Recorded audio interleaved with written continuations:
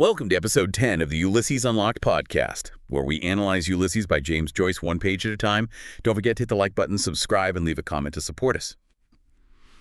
Right, we are launching straight into a really high-density, high-impact deep dive today. Yeah. Our mission, if you will, is to dissect just two crucial pages in Ulysses. Just 2 pages, but wow, they pack a punch. Exactly, pages 13 to 14. This is where the action shifts, quite dramatically, actually, from the most mundane details like, settling a milk bill, right into the profound depths of Stephen Dedalus's mind. We're talking his intellectual life, his guilt, his national identity. It all starts bubbling up here. It really does. And these pages, they look simple on the surface, don't they? Just a quick cash transaction. Deceptively simple. Absolutely. But it just spirals so quickly into political mockery, sharp literary wit, and crucially, the introduction of this defining psychological motif for Stephen. It's that classic Joycean technique, isn't it? Almost perfected here. I think so. Every tiny interaction, every throwaway line, it's just loaded with historical and philosophical weight. We literally start with, the simple maths of pints and quarts. Yeah. And within a couple of paragraphs, we're deep into medieval religious tracts and Shakespearean tragedy. It's quite the journey, and we've got some great sources lined up to help us, and you decode all this. We'll be looking at the precise financial realities of Dublin back in 1904. Which is fascinating in itself. Totally. And the linguistic complexity Stephen uses, how he frames his immense personal shame, and also the setting, the architectural, the symbolic setting for events that are going to unfold later in the day. That's right. It all gets set up here. So the key takeaways we're aiming for here, for you, are centered on 3 main collisions, you could say. First, that stark contrast between the economic reality of everyday Dublin life and the almost casual wastefulness, the prodigality of these young intellectuals. So that contrast is huge. Second, the persistent and often pretty cruel nature of British cultural influence and how the Irish characters respond to it or push against it. And finally, that really central, nagging, inescapable idea of conscience, or as Joyce puts it, Inwit. We'll definitely unpack that term. Okay, let's kick things off. The scene starts in the Marteller Tower. We've got Haines, the Englishman, who's always quite meticulous, isn't he? Yes, very much the observer, the note-taker. And he prompts Mulligan to actually pay the milkwoman. She's just delivered their milk for the morning. Haines says, "Have you your bill? We had better pay her, Mulligan, hadn't we?" Setting the action in motion. And then we get this calculation. It's surprisingly precise, but for us reading it now, it's utterly confusing, this breakdown of the charges. Well, it's a real grounding moment in the text, isn't it? For a book that often just swirls off into a stream of consciousness, this is hard, specific reality, paying the bill. Right. But like you said, for a modern listener, the math is, it's opaque. Because it's Right. all based on the old pre-decimal British imperial system. Pints, quarts, pence, shillings. So the milkwoman has to figure out the total based on these different units and different coins. Exactly. Could you walk us through that calculation? Because I think it's easy to just sort of gloss over it like, okay, they paid the bill, but it covers 10 days, and it's not simple addition. No, it's not. Okay, so they've had milk delivered for 7 mornings, and on those days, they got a pint each morning. Right, a pint. And a pint of milk costs 2 pence. That's 2 pence. So 7 times 2 pence. That's 14 pence. Okay, 14 pence. But here's the tricky bit. 12 pence made 1 shilling. So 14 pence isn't just 14 pence, it's 1 shilling and 2 pence left over.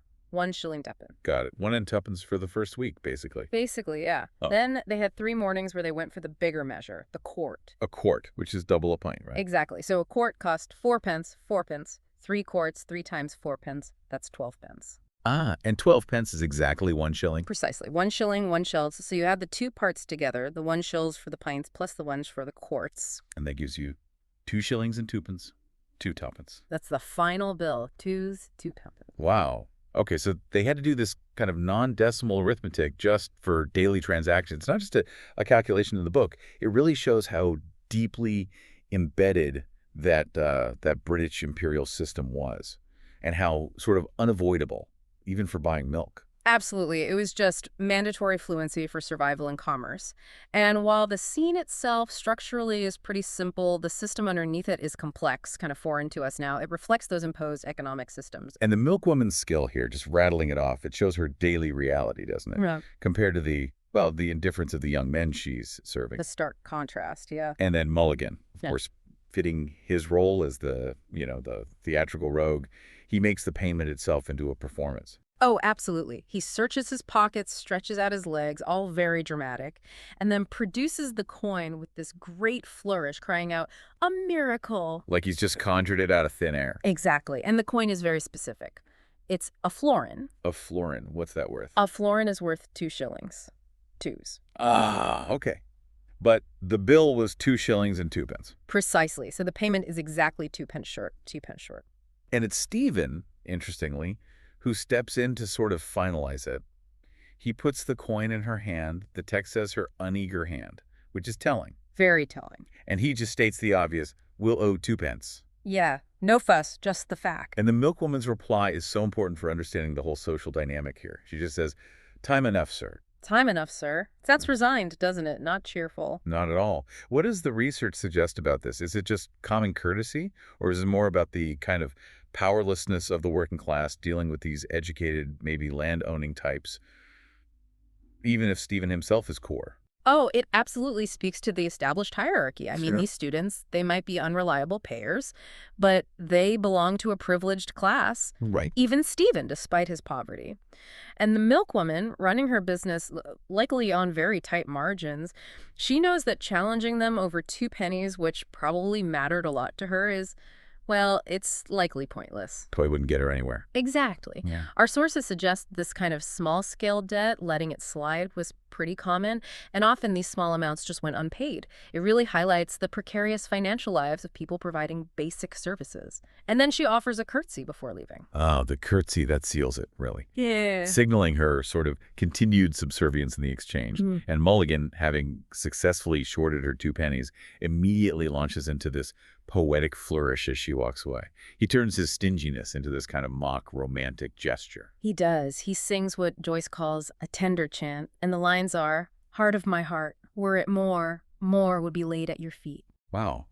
That sounds incredibly grand and high-minded for a guy who just stiffed her out of tuppence. Oh, it's completely deliberate. This is an allusion, a direct quote, actually, from Algernon Charles Swinburne's poem The Oblation from 1871. Swinburne. Okay. What's the gist of the poem? Well, the poem is basically a declaration of devotion. It says, more or less, that the speaker can only offer love, nothing more tangible, nothing material. Right. So Mulligan completely weaponizes that sentiment. He's using this incredibly lush, high Victorian romantic poetry to, well, first, to satirize the purely transactional nature of their relationship with the milkwoman. Yeah. And second, simultaneously, to justify his own financial carelessness, his negligence. His message to her under the surface is, okay, I might owe you money, but look, here's my soaring poetic heart. Instead, don't ask me for anything more. The irony is just, it's absolutely biting, isn't Yeah, it? It sets yeah. Mulligan up perfectly as this superficial, witty, but ultimately irresponsible character. A foil to Stephen's kind of tortured seriousness. Exactly. The simple act of paying a milk bill becomes this platform for Mulligan's philosophical self-justification and, frankly, his calculated neglect. Okay, so we have this small debt hanging in the air, 2s, 2 pence, 2 shillings, and 2 pence. But for us to really get a feel for how a cheap Mulligan is being, or, thinking ahead, how much Stephen's casual spending later in the day actually costs him, we need to understand what this money was really worth.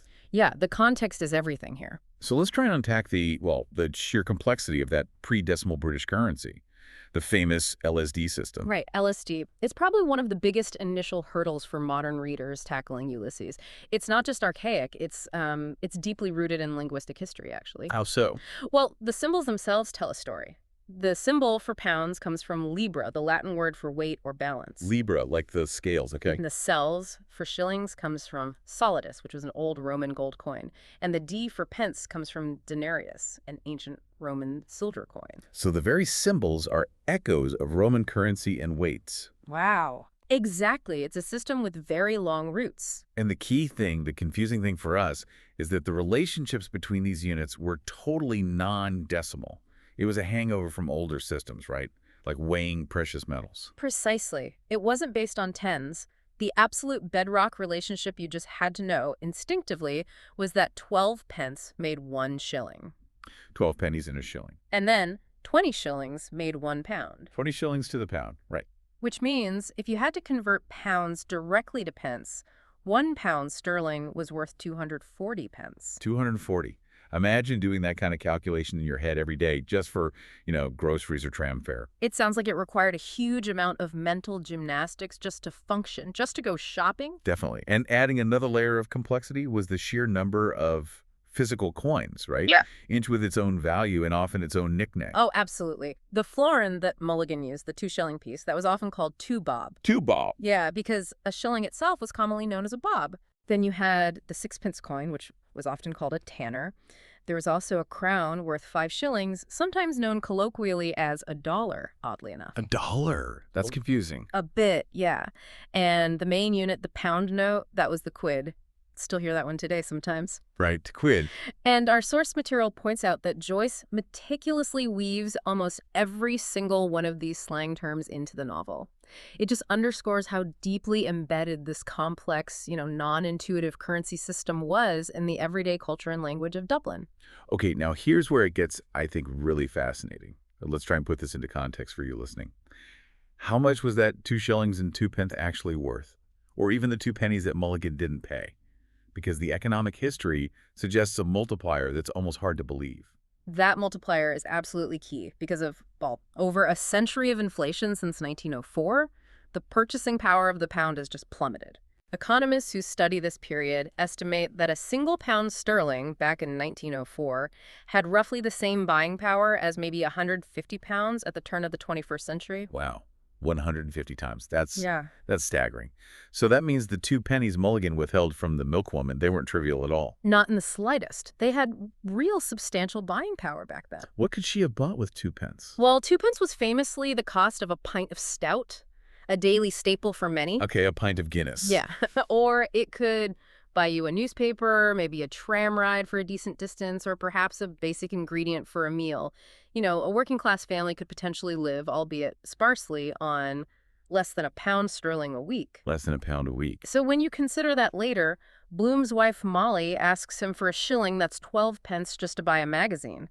Well, that shilling represents maybe half a day's worth of basic necessities for many laborers at the time. So, yeah, 2 pence mattered. It mattered hugely to that milkwoman's budget. This really shifts our understanding of Stephen's and Bloom's relative financial positions, doesn't it? Let's look at Stephen first. We think of him as impoverished. And he is, but he's also constantly squandering money.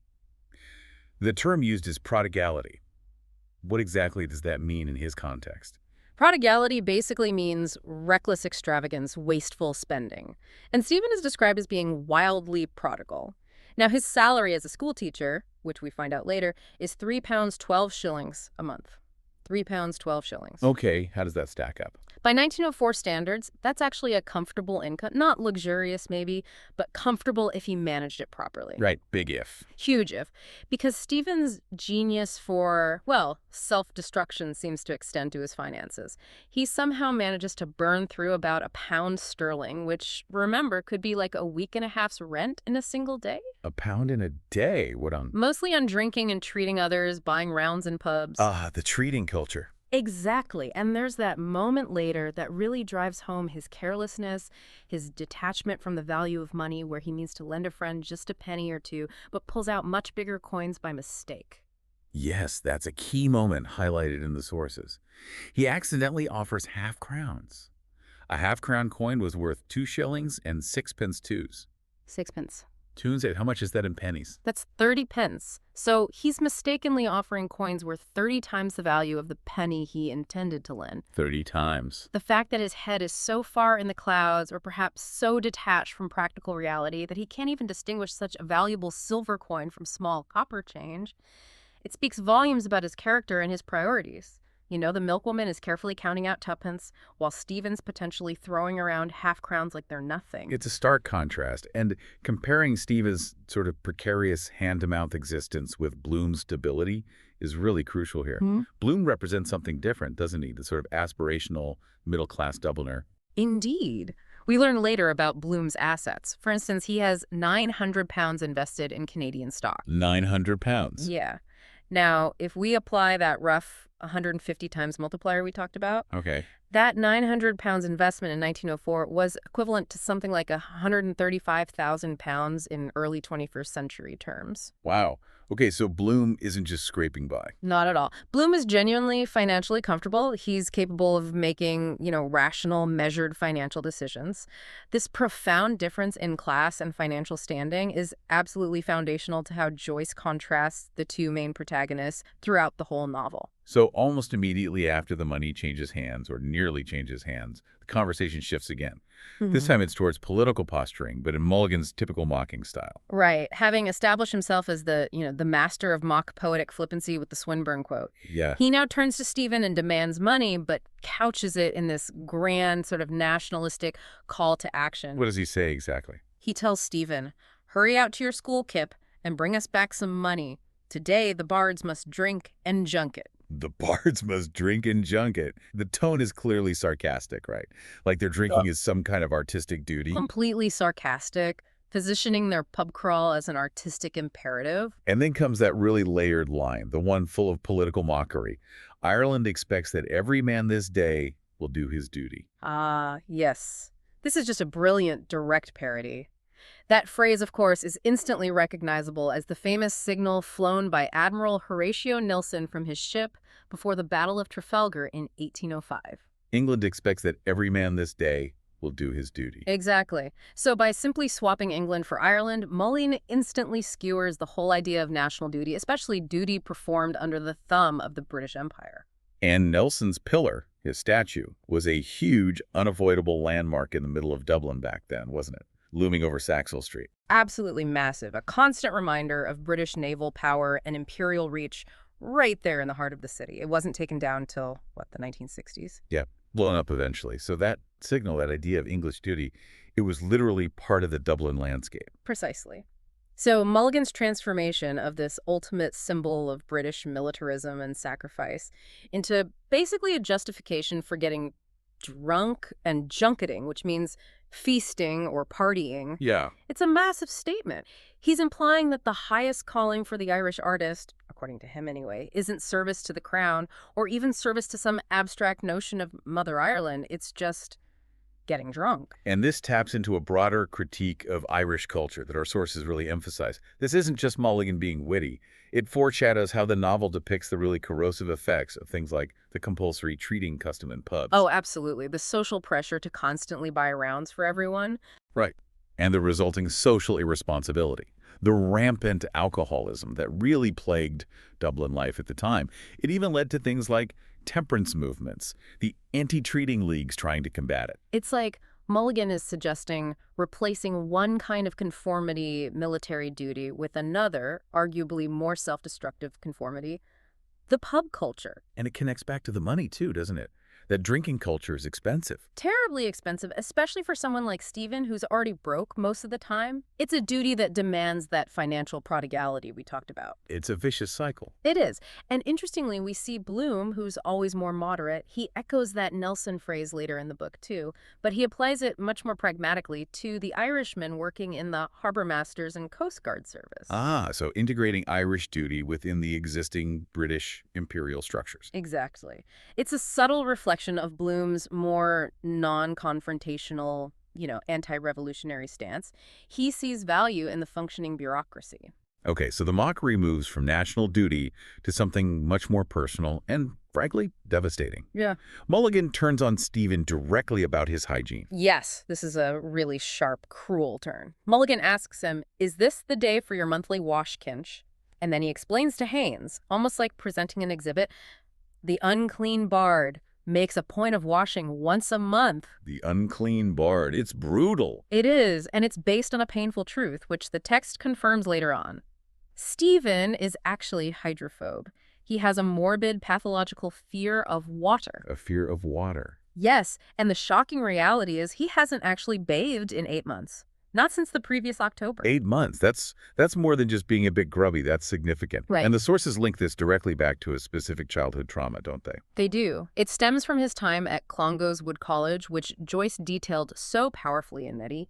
a portrait of the artist as a young man. Right. As a young, vulnerable boy at the school, he was pushed, shoved by bullies into the square ditch. The square ditch, what was that? It sounds grim, and it was. Essentially a cold, slimy, probably infectious cesspool, like an open privy drain. Oh, awful. Yeah. Yeah. And the incident led to him getting a severe infection, being ill, feverish, and experiencing intense physical pain and deep humiliation. So for Stephen, water became forever tangled up with that physical agony and profound shame. And Mulligan, who's supposed to be his friend, knows this, or suspects it, and just twists the knife. It seems likely he knows, or at least intuits, the depth of the issue, and he exploits it with really brutal precision. And these references to Stephen's lack of hygiene, they follow him throughout the day. How so? Well, later on, Mulligan calls him polysemical. Polysemical, what's that? It seems to be a Joycian invention, a portmanteau word, likely combining the Greek poly meaning many and the Latin simex meaning bug. So basically implying Stephen is infested with lice or fleas. Not at all. And much later, in Molly Bloom's famous monologue, she contrasts Stephen implicitly with these clean, healthy, athletic young men she sees plunging into the sea at Sandy Cove. She condemns men like Stephen who neglect basic hygiene, calling them pigs of men. So this pervasive lack of cleanliness becomes a kind of recurring motif for Stephen's whole state. Physical, maybe spiritual as well. I think that's exactly right. It symbolizes a deeper malaise. And yet, despite all this visible squalor and the underlying trauma, Haines, who seems completely oblivious to the deep wound he's just witnessed being prodded, expresses admiration for Stephen's intellect. He wants to collect his sayings. Yeah, it's quite the juxtaposition. Haines, easily nodding his scarf, says he wants to jot down Stephen's aphorisms, and he specifically mentions one he likes. Famous one. The famous one. Haines says, that one about the cracked looking glass of a servant being the symbol of Irish art is deuced good. The cracked looking glass of a servant. That's Stephen's defiant manifesto, isn't it? Yeah. It completely reframes that unclean bard insult. Absolutely. It's his defense. He's saying Irish art isn't going to be polished or grand or imperial like English art. It's necessarily the broken, fragmented, imperfect reflection of reality, seen through the eyes of the subjugated, the servant, the colonized nation. So it's a defense of his own messy, impoverished, maybe unwashed, but ultimately insightful artistic existence. Exactly. It finds value, even necessity, in the flaws and the damage. Okay, this next transition happening almost immediately after Haines praises that, quote, it feels like perhaps the most profound psychological shift in this whole section. While Haines is talking about collecting his sayings, Stephen just retreats completely inside his own head. He's consumed by shame and guilt. Yes, the focus snaps inward. His thoughts are recorded as, speaking to me, they wash and tub and scrub. Agenbite of Inwit, conscience, yet here's a spot. Let's break that down. Speaking to me, he registers Haines is talking to. They wash and tub and scrub. What's going on there? Well, the thought process seems incredibly layered. Stephen appears to interpret Haines's friendly interest, his compliment even, not as genuine admiration, but as stemming from some kind of underlying English guilt. Guilt over colonialism. That seems to be the implication, a sort of gnawing conscience about Ireland's history under English rule, which is why his mind immediately jumps to the English characters needing to wash and tub and scrub. He almost sees their physical cleanliness as an outward, perhaps unconscious, attempt to scrum away the metaphorical bloodstains of history. Wow.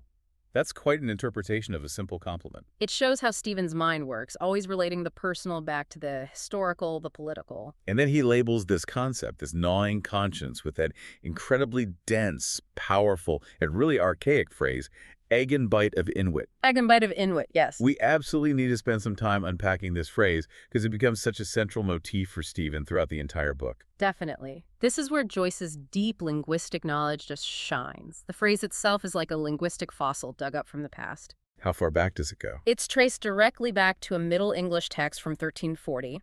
It was a Kentish dialect translation of a French moral treatise that was originally written in 1279. So the phrase itself is nearly 600 years old when Stephen thinks it in 1904. Around that, yeah. Maybe closer to 5.5 centuries, but ancient nonetheless. What does it literally mean? Can we break down the words? We can. Ian, or Agen, is the Middle English word for again or against, suggesting something recurring, something that pushes back. Okay, again, biting. Exactly. And Inwit is derived from Old English. It means inward knowing. Basically, your mind, your consciousness, your conscience. Inward knowing. So put it together. Agenbite of Inwit means the again biting of inward knowing. It's the remorse of conscience, but specifically pictured as something that repeatedly bites or stings you from the inside. It's not just feeling guilty once, it's the sense that guilt is this persistent, torturous, inescapable thing that keeps returning to wound you again and again. The, again, biting. It's such a visceral image, and it feels like the perfect phrase for Stephen, whose life seems so defined by perceived failures and guilt complexes. It really captures that cyclical, almost obsessive nature of his remorse. And he doesn't just think the phrase, he immediately links this medieval religious concept to, well, to Shakespearean tragedy, doesn't he? Yet, here's a spot. The jump is instantaneous and completely deliberate. Yet here's a spot is, of course, a direct quote, an echo of Lady Macbeth. From Macbeth. Right. When she's sleepwalking, consumed by guilt after Duncan's murder, trying desperately to scrub the imaginary bloodstain from her hands. Out, damn spot. Out, I say. So Stephen connects his own feeling of conscience, his Agenbite, to Lady Macbeth's overwhelming madness-inducing guilt. Precisely. The connection Joyce draws is profound. He's showing that this psychological affliction, this tormented conscience, it's universal. It spans centuries, from 14th century religious morality plays through 17th century Shakespearean tragedy, right up to Stephen's own experience in 20th century Dublin. The specific cause or form of the guilt might change, but that painful, relentless biting from within remains the same. It's a phenomenal weaving together of linguistic history and literary allusion. But how does this phrase actually apply to Stephen's own catalog of personal failures and regrets? Because it seems to pop up again and again throughout the day. It really does. It acts like an internal mirror, reflecting various shades and intensities of remorse for him. Sometimes it's relatively minor, almost intellectualized guilt. Like what? Well, there's a moment later when he thinks about spending money he borrowed from George Russell A.E. on a woman named Georgina Johnson. He sort of dismisses it quickly. Go to. You spent most of it in Georgina Johnson's bed. Agenbite of Inwit. It's almost a flick of the wrist, acknowledging his prodigality, his wastefulness, but without deep anguish. Okay, so a mild remorse there. A mild, almost academic remorse, you could say. But then the same phrase carries the weight of his much deeper, more profound psychological wounds, right? Oh, absolutely. It becomes the label for the overwhelming, life-altering guilt he feels, primarily over his refusal to kneel and pray at his mother's deathbed, despite her pleas. The ultimate failure in his eyes. Yes, and it gets tangled up with these terrifying images he has of her, particularly the recurring vision of her drowning. Later in the novel, this guilt just surfaces violently, and the text reads, "She is drowning, Agenbite, save her, salt green death, misery, misery, in wit's Agenbite." Wow. Inwit's Agenbite. You see how the phrase becomes this anchor for his deepest trauma. This single archaic phrase, introduced right here in the tower, manages to encapsulate his perceived failures as a son, as a lapsed Catholic, maybe even as a financial steward. It becomes the name for the defining torture of his conscious existence. It's like a mechanism for self-flagellation, intellectually framed, but emotionally absolutely raw. So, while Stephen is trapped in this internal linguistic maze of self-torture, wrestling with Agenbite of Inwit, Haines just carries on the conversation, completely unaware. And he mentions his plans for the day. Right, a seemingly casual remark. Haines says he intends to visit your National Library today. Your National Library. And this apparently offhand comment is actually a crucial piece of stage setting, isn't it? It establishes a physical location where our two main protagonists, Stephen and Bloom, will later have their famous near-miss encounter. Absolutely crucial. The National Library of Ireland, right there on Kildare Street in Dublin, it was and is central to the city's intellectual and cultural life. And it sits right opposite its architectural twin, the National Museum. Exactly. And our sources remind us that back in the late 19th and early 20th century, the library wasn't just a place to borrow books. It was actively associated with the whole Gaelic revival movement, with efforts to preserve the Irish language and Indigenous Irish culture. It was seen as a kind of counterweight to the dominant British intellectual structures. Interesting. So the building itself had a kind of cultural significance beyond just being a library. What about the architecture? Did that convey anything specific? Well, the twin buildings library and museum were designed by Sir Thomas Newen Mean and his son, Thomas Manly Deane, in the 1880s. The style is generally described as a sort of restrained Renaissance or maybe Beaux-Arts style. Quite formal, quite grand. Okay. But certain interior spaces seem to have held more symbolic weight for the characters. For example, the ground floor entrance hall of the library, which apparently had beautiful blue and white tiling and pillars. Stephen later refers to it in his thoughts as the pillared Moorish hall. Moorish. That suggests something a bit exotic, doesn't it? Not typically British institutional. Exactly. It hints at an alternative aesthetic, maybe something outside the standard imperial designs. And Bloom, when he sees the building later, he has a different take, right? He's more focused on classicism. Yes. Bloom, ever the admirer of order and reason, approves of the building. He notices the cream curves of stone and thinks of it approvingly as Greek architecture. So for Bloom, it represents order, classicism, reason, design, all the things he sort of aspires to. Precisely. But for Stephen, the library complex, especially the portico, the entrance steps, it seems much more personal and symbolic. Our sources connect back to a moment described in a portrait of the artist as a young man. What happened there? As a younger man, Stephen describes standing on those very portico steps of the library and, quote, watched the birds for augury. Watch the birds for augury. What exactly does that mean, augury? Augury is an ancient practice, most famously associated with the Romans. Priests, called augurs, would interpret the will of the gods or predict the future, good or evil, by observing the flight patterns of birds, which way they flew, how many there were, that sort of thing. So like reading omens in the sky. Essentially, yes. So when Stephen recalls this later in Ulysses, as he's leaving the library building, he thinks about watching the birds circling it, shows that the library, for him, isn't just about research or intellectual debate. It's tied up in his mind with his lifelong quest for destiny, for finding his unique path as an artist, maybe even as a kind of modern prophet. He's still fundamentally looking for a sign, an augury, to define his future. That adds another layer entirely. So the mention of the library here in the tower, it does more than just set a location. Establishes the place where the intellectual, the psychological, and maybe even the spiritual drama of the book will eventually converge. Definitely. And it very specifically sets up that famous near-miss scene between Stephen and Bloom later in the day. Can you remind us how that plays out? Well, Bloom's movements later in the novel involve him intending to go to the library. He needs to look up an old newspaper advertisement in the archives, specifically in the Kilkenny People files. But just before he goes into the library proper, he makes this small, almost incidental detour. He pops into the National Museum next door first, its twin building. Ah, the detour. And that's where the timing gets crucial. Exactly, because Mulligan, who is already inside the library complex with other literary figures, spots Bloom first. He sees him over in the museum. Mulligan recognizes Bloom from somewhere else and mockingly calls him the man who came to. Something like, "Hail the foam-born Aphrodite," probably referring to a statue or just making a generally pretentious classical allusion. Right. But the absolute key structural moment, the near miss, happens as Stephen is leaving the library after his long discussion about Shakespeare. Just as he comes out, he sees Bloom's dark back passing right between him and Mulligan, who's standing further off. They physically occupy the same space, almost, but don't connect. They pass like ships in the night, almost. Almost literally. So that whole conversation back in the tower, the milk bill, the florin, the twopence debt, Mulligan's Swinburne quote, the talk of washing, Haines's plan to visit the library, it's all meticulously laying the groundwork.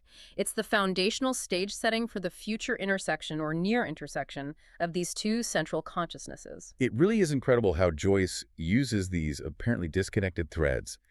A tiny debt, a line of poetry, a casual plan to visit a building to map out the entire day's geography. Political, psychological, and physical. It's how he grounds the epic scale of the novel in tangible, human, and often, as we've seen, deeply flawed reality. The power of his technique is just so evident right here. These utterly common interactions, paying a bill, planning a swim, chatting about literature, they're just steeped in historical weight, linguistic complexity, and psychological depth. Yeah. We went from trying to figure out shillings and pence to the vast echoes of the British Empire's finances and military history. All while wading through the incredibly complex layers of Stephen's psyche, culminating in that 700-year-old phrase for guilt, Agenbite of Inwit. In just a couple of pages. Absolutely. We track Stephen's deep, consuming guilt and shame, particularly around his mother and his hygiene. But we also saw, right alongside it, his immense, almost arrogant creative pride, encapsulated in that cracked looking glass aphorism. The paradox of Stephen Dedalus. Exactly. So the final provocative thought we want to leave you with today, building on everything we've discussed, is this. Joyce repeatedly frames Stephen, the artist figure, as the unclean bard.